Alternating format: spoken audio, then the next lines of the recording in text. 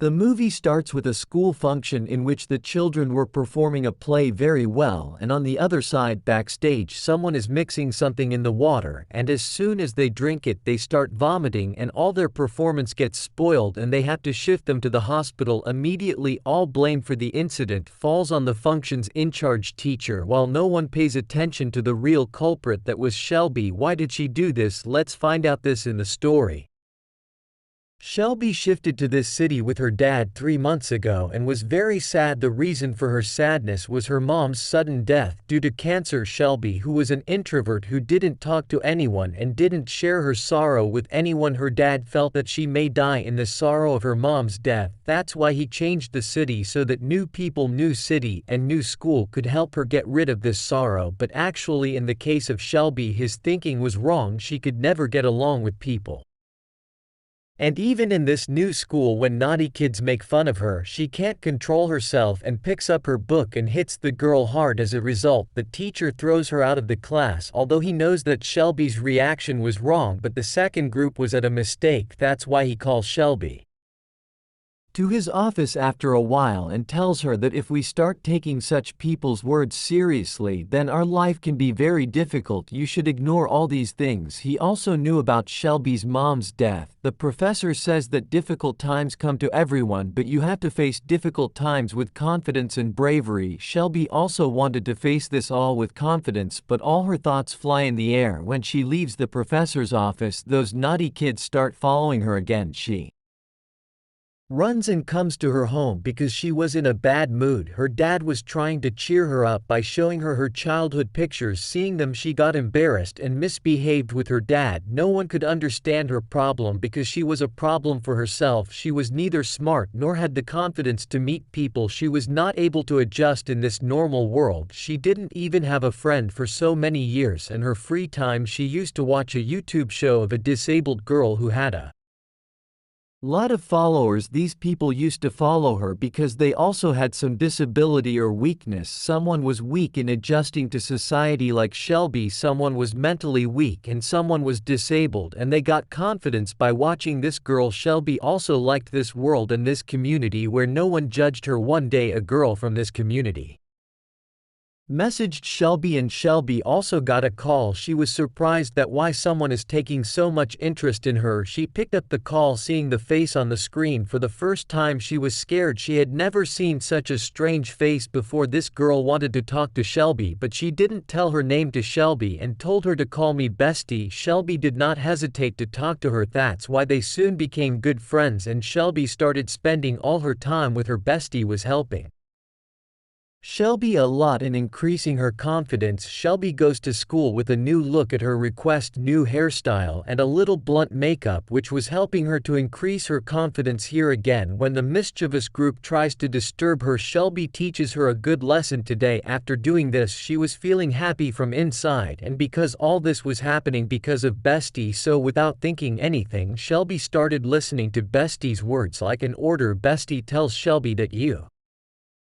have to end your fear, for which I will give you some challenges just like today. That first challenge asks her to steal something special from her dad. She hides her dad's coffee mug and keeps it with her. Her dad looks for this mug a lot because it was Shelby's mom's mug. The next day, Bestie asks her to break this cup. This was difficult for her, but on Bestie's request she did it too. When Shelby was talking to Bestie, we find that she can manipulate her in every way, and thus she has the power to get any work done from Shelby. Shelby felt that all the works Bestie tells her are to increase her confidence, although all those things were small crimes, like Bestie told her to throw eggs at people's houses at night and to steal things from the store. Actually, Bestie wanted to do all these things herself, but because she was not able to leave the house, so she was using Shelby to do all these things, which gave her mental satisfaction. By listening to Bestie, Shelby had become a negative person and she was away from her dad, and she didn't even realize it. Sometimes Shelby herself didn't understand Bestie's logic, just like Bestie had stopped her from performing at school functions, and on Bestie's request she plans to spoil the play at the function without thinking that if she gets caught, what can happen to her. She mixes poison in the water used in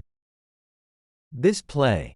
This is the same scene that we saw at the beginning of this movie. After doing all this, she was very happy and very excited. While going home, she was thinking that when she will tell all these things to Bestie, how happy Bestie will be with her on the day of Halloween. Shelby, on Bestie's request, she wears the dress like the dead daughter of her music teacher. The way she died, she showed her acting to her professor. Everyone was upset with her. Everyone was surprised that how can someone be so cruel. As much as Shelby was at that time for the punishment of all this, her dad locks her in the basement, from where Shelby contacts Bestie again from her mom's laptop. Here, Bestie advises her to do something that will force your dad to throw you out of here. Shelby asks what, and Bestie asks her to break her hand. Shelby did not want to hurt herself, so she refused Bestie, but Bestie was not ready to listen to refusal. She tells Shelby that you are not a good friend, you are very coward. In her words of manipulation forced Shelby to break her hand. After doing this, she is taken out of the basement and taken to the hospital. After going there, she realized that Bestie was very toxic and she was not her friend but her enemy. She was just making Shelby do her favorite tasks. After realizing all this, Shelby leaves her old work and starts a new life again. She ends all contact with Bestie, and as much as she could, she was fixing her mistakes. She also gives her dad her mom's cup. After fixing it, she apologizes to him and then goes to her music teacher, whose daughter's death was made a joke by Shelby. And in this new journey, she becomes friends with a boy named River. He was almost like her introvert. He did not talk to many people, and when Shelby finds out that River is also a fan of her favorite YouTuber, she was even happier knowing that their interests are the same anyway. Shelby was about to go home when she gets a message that I know what you did at the school function, and if you don't want to go to jail, then come and meet me. This message bothers Shelby a lot. Someone was blackmailing her. Shelby also did not want this truth to come in front of anyone. That's why she reaches the place that was informed in the message, where she meets her friend River, who explains to her that I am not blackmailing you, but I wanted to tell you that your secret is secure with me. It was good that you taught that mischievous group a lesson. I was also very annoyed with them. He also shares his secret with Shelby and tells her that he had a disease in his childhood and some parts of his body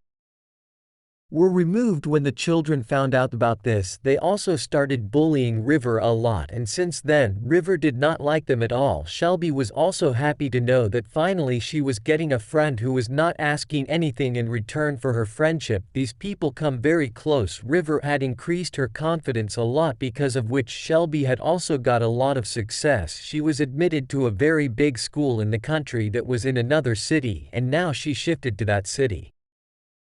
Before leaving this city, River plans a surprise for her and takes her to a river far from the city. When she went inside the house, Shelby's house seemed even more scary. She thought that someone lives here, but River says no, it's not like that. She now sees a wall in front of her that seemed familiar to her. Thinking about it, she remembers that this is the same background that she used to see in Bestie's video call. Her sixth sense was telling her that now a lot is going to go wrong with her. She wanted to run away from here, but before doing anything like this, she sees someone coming towards her from the stairs, and seeing this, Shelby gets very scared. She started screaming loudly. She runs and goes to River. She thought River would save her, but River holds her and kills her, and we find the biggest truth: that River didn't have any interest in Shelby. He did everything from befriending Shelby to killing her on the behalf of Bestie, because Bestie was also his friend. Now let's talk about Bestie. Bestie had a psychological issue. She used to steal other people's happiness and make herself happy, and in the name of friendship, she used to make others her slave and make them do all her bad deeds. She makes those people her prey who are weak, who can easily listen to her, like Shelby. This boy Shelby had